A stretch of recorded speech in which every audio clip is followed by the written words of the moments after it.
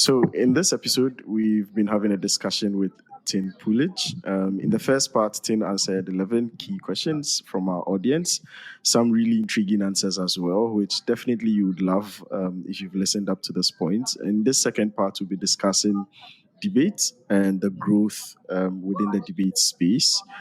Before you continue listening, do well to subscribe, like the episode, leave your comments and your thoughts about the first part as well, and some of the intriguing answers that you heard. And definitely join us on the journey to the second part.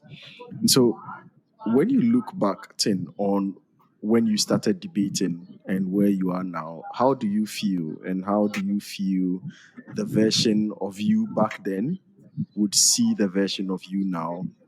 And what are some of the things that you think that the old you will tell your new self?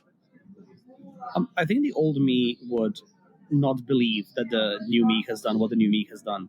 Yeah. Because when I started BP, so I was fresh out of high school. I did world schools in high school. Yeah. But the Croatian world schools community was really underdeveloped at the time, not in the sense of not having a lot of people or in the sense of having infrastructure, but our Yeah. perception of world schools wasn't really aligned with what international world schools is. And I would care to say that to some extent it still isn't fully, but back then there was a Yeah. lot more discrepancy. We basically had no BP community at all. Just going to BP tournaments was, you go, you lose, you don't understand why you lost because you have this world schools mentality and stuff like Yeah. this. You begin to blame the format, you blame the judges instead of blaming yourself. It's a self growth moment. And in 2016, I was very, very close to quitting debating. I actually made the decision in my head to quit. I just went to do one last tournament with my partner back then in Belgrade because I promised him we'd win. Yeah. And like in a weird twist of fate, we won the tournament.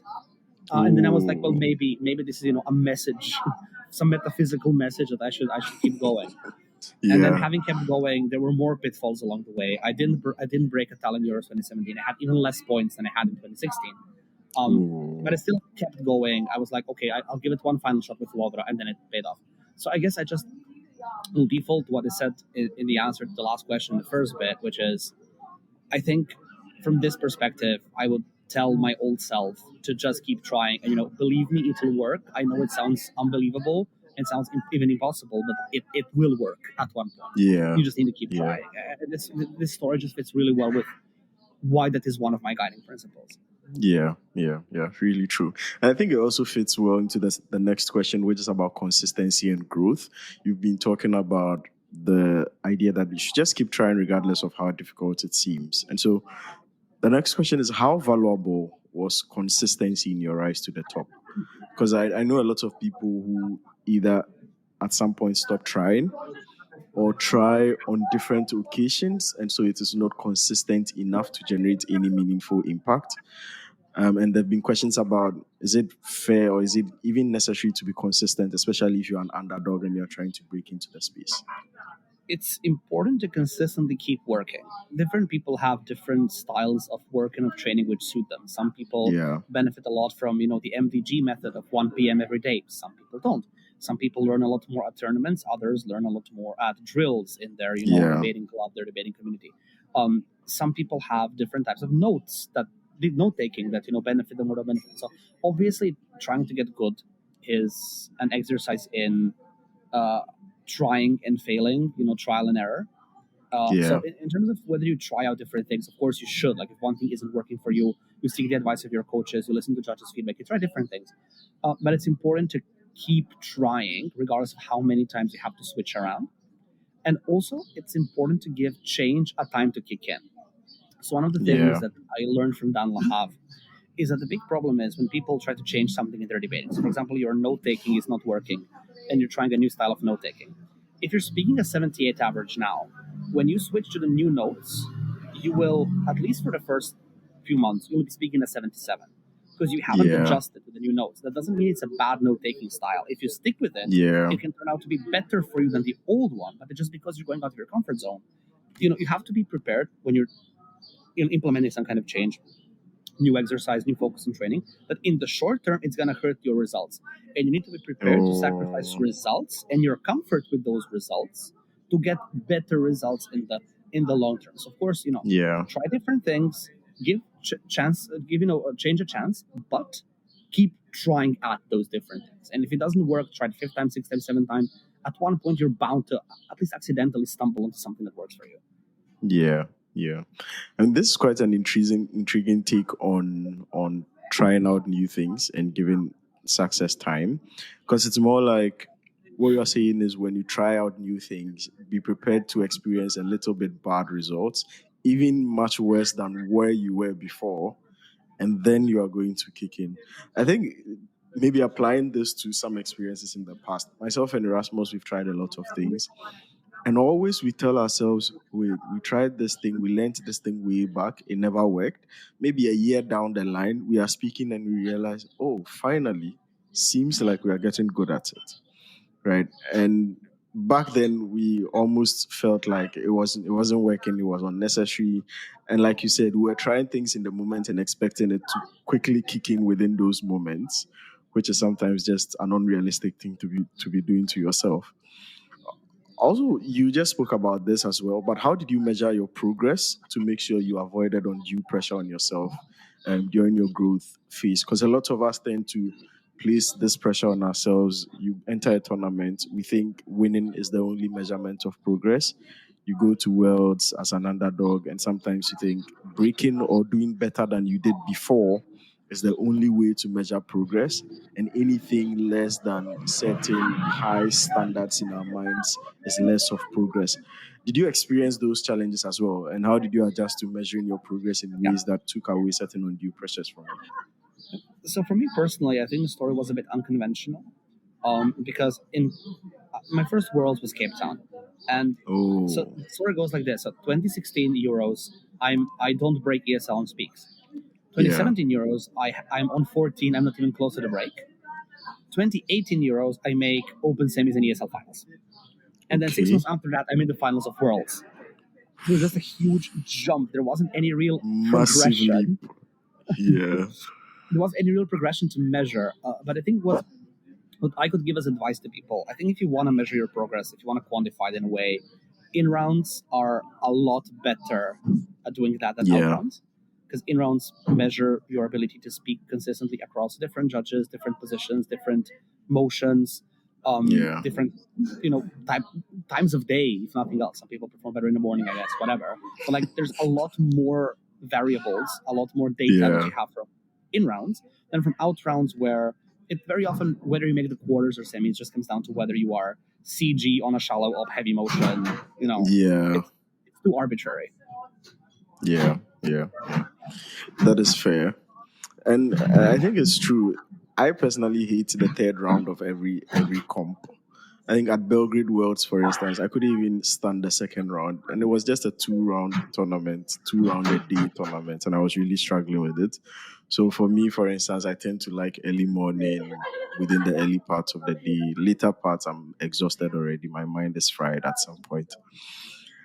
Next set of questions for you: How or what are the best ways to evaluate your growth as a debater in becoming a great speaker? I think this you've mentioned that you weren't really evaluating the growth from your perspective because of the leaps that came in.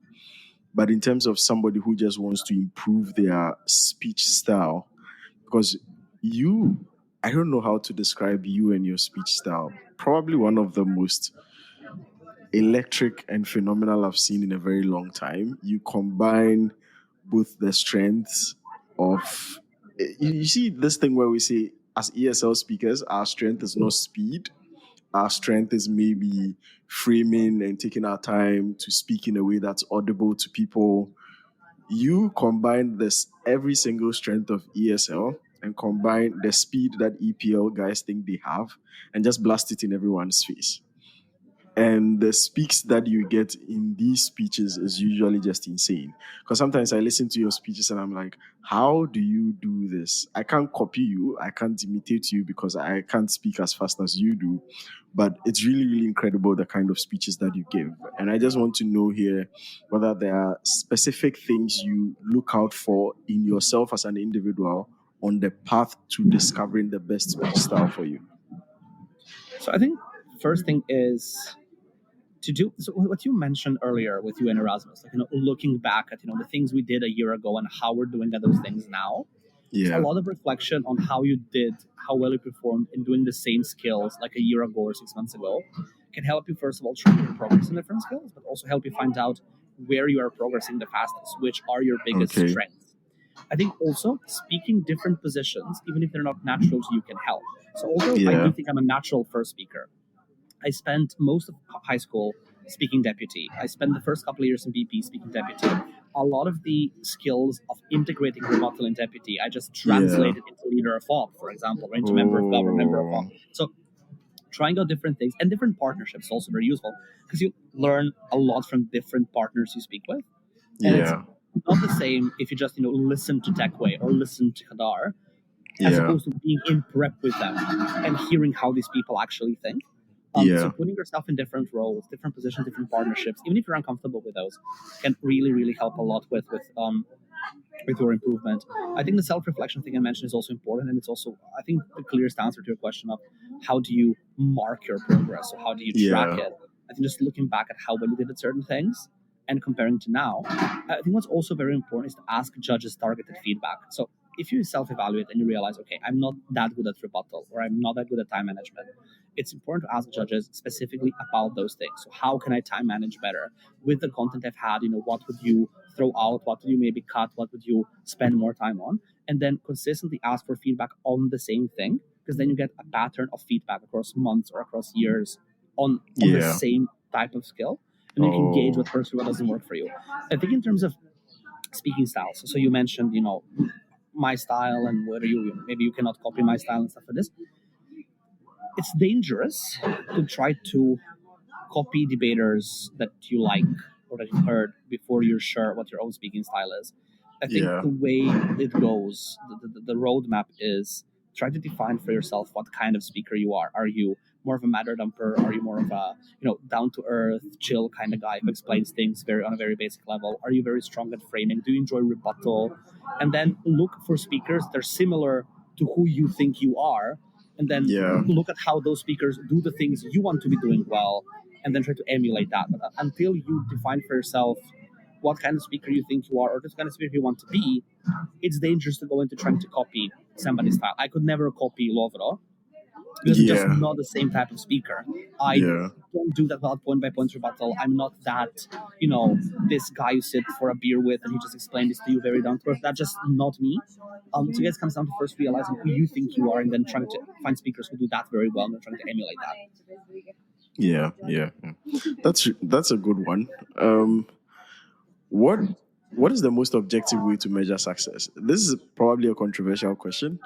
And also, I know that people tend to say, oh, for people who have won everything, they tend to say the trophies don't really matter. It's the friends you make along the way, or it's the little progress and development you do in competitions and in rounds and all that. But if you had the freedom to define success for yourself, what would that success mean? I mean, in a world where we reward success with trophies, it does come down to winning trophies, at least for me.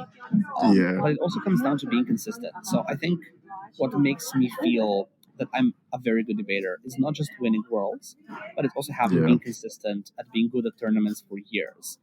Having made the open finals of Euros, having made finals of Worlds before. So it's not just one tournament where, I just lucked out and everything went my way and I was 0-0 in every round or whatever. It's I performed well at multiple different tournaments, so obviously I'm doing well. Maybe a world where we just evaluate success on pure intellectual merit or whatever would be a nicer world, but we don't live in that world, either in debating or in academia or anywhere else. So it does come down to whether you have physical proof that you did something well.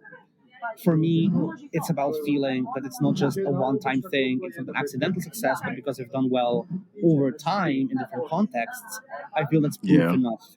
So I guess trophies per se, but also consistency. That's cool, especially the consistency bit, because I mean, I've not won a lot of trophies. I always pride myself in saying I've been in the space for a very long time or I've debated consistently. And I think even for me, people who stay long enough to win, I really, really respect them a lot, because there are lots of people who just drop out on the way after one attempt, two attempts. They go like, "Ah, I'm done." And yourself, you could have stopped after Thailand and said, "Well, it probably didn't work. I've dropped in my performance, and that's not good enough." But then you came back in Korea, and it was a really, really splendid performance as well.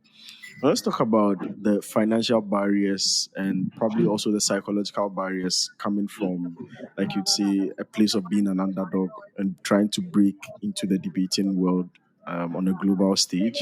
Debate is an expensive sport, to be fair. It's very expensive. Up until COVID, where online competitions became a thing, it was very expensive to access a lot of competitions.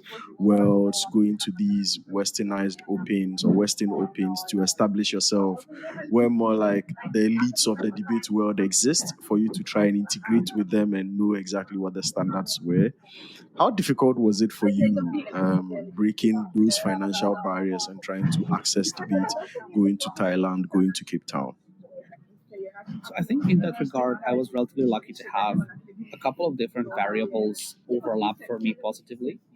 I was able, at least in the early parts of my career, to be able to count on my family to jump in and cover some of the costs.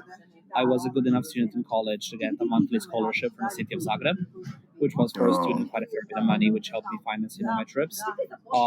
We did have a lucky period just around Cape Town where our society was making a I mean, we had like more profits and deficits, right? So the society was able to fund part of it for us. We were able to get some private donors through some connections.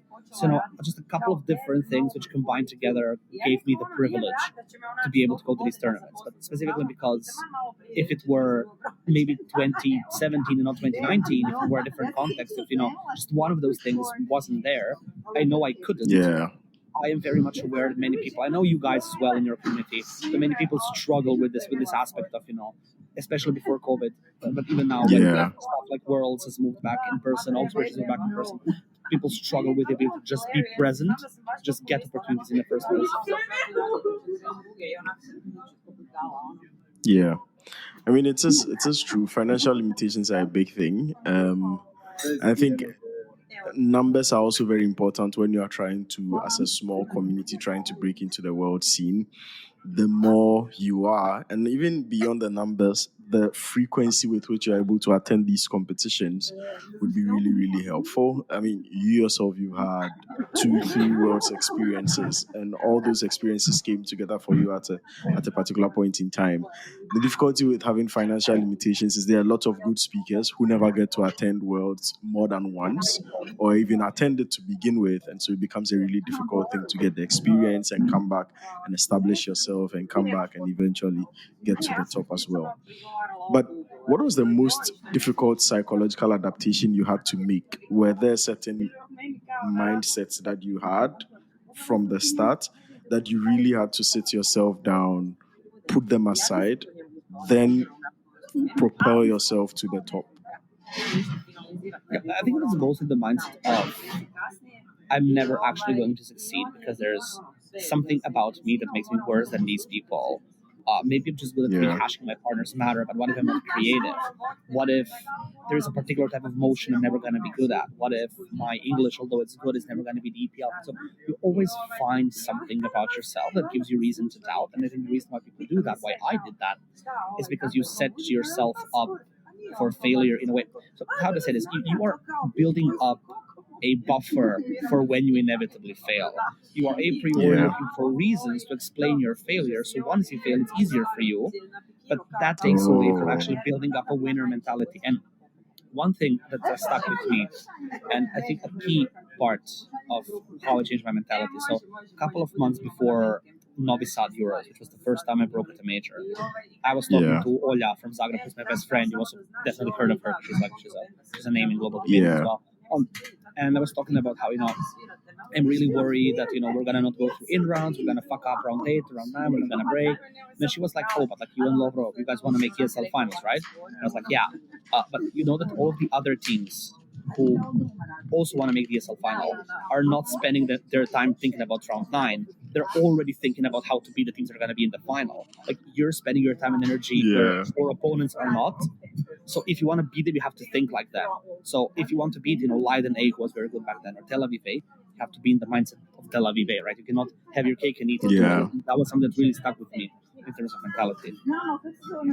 Yeah.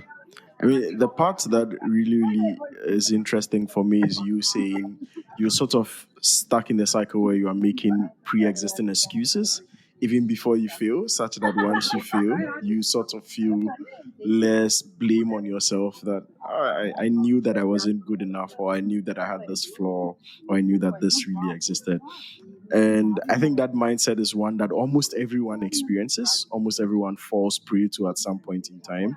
But it's really good that you spoke about it, because we still have to put ourselves in a conscious state of mind where we take ourselves out of that framework and then do the positive aspect of it, more like putting the work, like you said, to meet our opponents where they are as well. Let's zoom in a little bit more into being an ESL speaker and the strengths and the limitations that come with it. What were your most significant struggles as an ESL speaker breaking into the world stage? I think, first of all, it was that when we started, there weren't really that many examples of ESL speakers doing very well. There were a couple. So there were, of course, Siri and Helena. There were Dan and Ayal. At that point, already Tom Manor and Noam Dahan were, breaking onto the scene. Milos and Yankov slowly as well. But there was just like a dozen or so ESL speakers who were really successful. So I think when I was starting, there was still a lot more stigma along the lines of ESL people can never really produce speeches EPL people can than there is today. Yeah. I think secondly, just although to be fair, I struggle with this a lot less than most ESL speakers. I've been told I'm ESL plus. My English is on a comparative ESL level quite good because I've been speaking English fluently since my childhood. But regardless of the fluency I have, it's still the question of when you are in the middle of a speech, I'm still translating from Croatian into English. I still find myself in a situation where I can't really find the perfect word. So it first of all takes away from persuasion, but secondly it takes time because it takes mental energy to have constant, also translate from Croatian into English. Whereas if you're an EPL speaker, it's literally a stream of thought. You think, you speak. Whereas for an ESL speaker is you think, you translate, you speak. So even if you speak very good English as ESL, you cannot eliminate this middle step. So I think this is the biggest disadvantage. This is really fascinating. Because I mean, I sometimes get caught up there. I've never thought of it as this 3-step thing that you just described, which is really interesting as well. But do you think, like, what value do you think getting a lot of ESL speakers who are really successful offers to upcoming ESL speakers? Because you saw that as a challenge, sort of, when you didn't have a lot of people to look up to. I think the most obvious answer is you no longer connect EPL to good. Because now, as an up and coming judge, so even if you're Iona, right? So imagine you're a young judge from Exeter or Yeovil or Sheffield or wherever in Iona, it's Oxford and Cambridge. When you look at the tabs of worlds, you don't see exclusively Oxford and Cambridge and Harvard and Princeton up there. You perceive Sofia to be one of the best institutions in the world. You perceive Tel Aviv, you perceive Belgrade, you perceive Zagreb. So from the beginning of your debate career, whether you're from Iona or not, even if you're from Iona, you don't have the subconscious connection of English as native language means you are good at this activity, which I think then translates to a lot less bias when it comes to judging. I think it just means also a lot more ESL judges, a lot more ESL CAs who look out for these things, who will allocate judges to rooms such that if you have 3 EPL teams, the ESL team doesn't get screwed over. But I think lastly, it's just trailblazers. In a world with a lot more Miloshes and Yankos and Rumens and Hadars, there's a lot more people to look up to as an ESL speaker. Yeah. That's very true as well. What strengths did you draw on to carve an advantage for yourself? Because I'm sure, for me, for instance, I look at you and I try to imagine where all these things that you learned, were some of them natural strengths of yours. And so what are some of the things that simply came to you as natural strengths of yours that you could draw to carve the kind of speaking advantage that you have for yourself? So I think first of all, it's clarity. I am very clear in delivery. I am able to frame things in a way that they're easily understandable to other people. I'm able to use examples and analogies in a very basic and still persuasive way to get my idea across. I think clarity is one thing. I think I have the ability to generate a lot of matter very quickly, or even if not generate per se, I'm even better than generating, in fact, because I'm not, I mean, of all the partners I spoke with, many of them were actually better content generators than me. But I'm very good at taking the content someone throws at me and making it into a strategic speech. So taking the material and putting it into a tactic, into a framework that makes it win. So when I debated with Petar Schmida, who is now Zagreb at Euros with Jarka, he once told me that I'm like a delivery machine. So he puts the content into the machine, and the machine produces a speech. And this is why I always like to speak with speakers who generate all the stuff, who say all the stuff in prep. Because when I'm prepping with people, I'm always like, just throw stuff at me, and I'm gonna, divide the good and the bad, Because I think that's a strength. I think my final strength is actually that I'm not too stylistic. I'm not too dramatic. Like, I'm not boso. I'm not gonna do this 1 minute introduction of how the world's poor are shackled by dictatorship of no alternatives, which helped me adopt one of the best pieces of advice I've gotten, which was from Janko Djordjevic back in the day, which is, what you have to make up for if you're an ESL speaker as opposed to an EPL speaker is time. So where Boso is going to do his 1 minute introduction, what you're going to do is you're going to have a 5-second introduction that allows you to jump straight into rebuttal. You're going to say something like, Mr. Speaker, the primary mistake of the opposition side in this debate is, and then you move into rebuttal. Or you're going to say something along the lines of, this debate badly needs framing, so I'm going to provide it. You're going to jump directly into framing. So doing introductions that are still, stylistic, still assertive, but they're actually ways to get speaking actual content in the 5th second, not the 35th, right? I think because I never had a penchant for style, in the sense I don't care for drama too much, I was able to adopt this advice quite efficiently.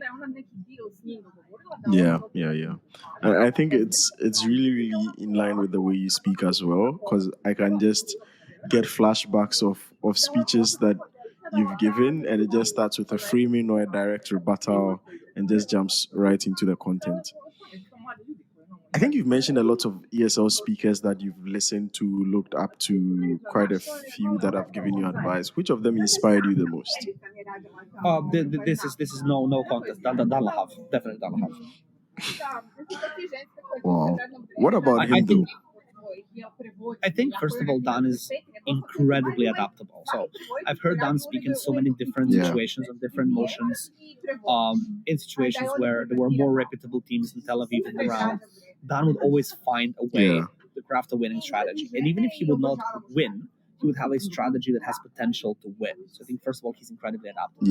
Secondly, he has the ability to analyze things in such a non-complex way, in terms of there's not much complex terminology, there's not much convoluted analogies. So he speaks very down to earth, but it's still so persuasive and so deep in terms of analytical quality. But I think it's also the fact that, top speaking worlds at the time when he did, when a lot more was filed against ESL speakers than today, just an achievement in and of itself. Like, the guy came into a hostile environment and he kicked everyone's butt, then they're just incredibly impressive. I also feel he's a fantastic judge. So some of the best pieces of feedback I've gotten were from Dan Lahav, and I've mentioned some of them here. So I just feel like Dan Lahav is so, versatile, so good at different parts of debating, and he succeeded at a time where it was very hard to succeed. Nothing to take away from Ayal, to be fair. Ayal was a phenomenal speaker. I just think Dan is the GOAT. For me, Dan is the GOAT, hands down. Awesome. Because I mean, you are the second person I'm hearing picking Dan on amongst the greats that we've seen as well, which brings me back to some of the speeches I've watched of Dan. Really, really amazing stuff. Before we end this part, I just wanted to give maybe a general advice to ESL speakers who are working on their own individual strengths. What would you say are general things that ESL speakers should keep in mind in their journey within the debate space? So I think, first of all, is this piece of advice I mentioned earlier that I got from Janko. You have to make up for time. Don't spend too much time on style. Don't spend too much time on unnecessary rhetoric. You want to be delivering analysis. The second thing is, don't try to make yourself EPL. If you have a Balkan accent, you have a Balkan accent. You have any form of accent, you have any form of accent. You also don't have to be grammatically precise. You don't have to put the article in the sentence, where it's supposed to be. You're allowed to use the grammatically wrong form of a word as long as the judge understands the word. So don't focus too much on making yourself EPL. Speak as if you would if you're drinking a beer with your friends. Because the point is to get your message across. If you're spending time thinking about how you're sounding, you're not thinking about what you're saying. This detracts from analysis. I think ESL speakers have some sort of privilege in this community, that some of the best speakers around today are ESL, that some of the best institutions are ESL, and that there's a lot of attention being paid to equity for ESL people. I think in that environment, ESL speakers should be focusing on improving their knowledge and their analysis, not their style. You will never be a posh guy from Oxford. You need to accept that. Yeah. Awesome. This has been a one-on-one interview with Tin Puljić. It has been a great conversation so far. We've gone 2 parts in, one more part to go where we talk a little bit much more personal details about Tin and a few iconic speeches that he's given. So stay with us. We'll be back with the third part, which will wrap up the interview.